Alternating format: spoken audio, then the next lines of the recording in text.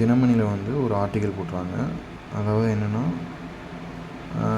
So many times வந்து இந்த மாதிரி மசோதா நிறைவேற்றி சட்டப்பேரவை நிறைவேற்றி அதை ஆளுநர் ஒப்புதலுக்கு அனுப்பிச்சா அதை எவ்வளோ நாள் ஸ்டாப் பண்ணி வைக்கலாம், அப்படி ரொம்ப ஸ்டாப் பண்ணி ரீசனையே சொல்லிக்கிட்டே இருந்தால் அது வந்து கரெக்டாக அப்படின்னு கேட்டிருக்காங்க.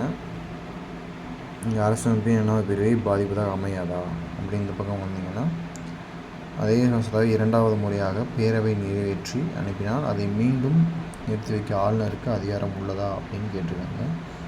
அதிகாரம் அது வந்து இங்கே பர்ஸில் வச்சுருக்காங்க பாருங்கள். இந்த மாதிரி, if the bill is passed again by the state legislature with or without amendments, the government has to give us assent to the bill or அப்படின்னு போட்டு இந்த ரீசன்ஸ்க்காக மட்டும்தான் அதை ஸ்டாப் பண்ணி வைக்கணும். அந்த ரீசன்ஸ் தான் இதுதான்.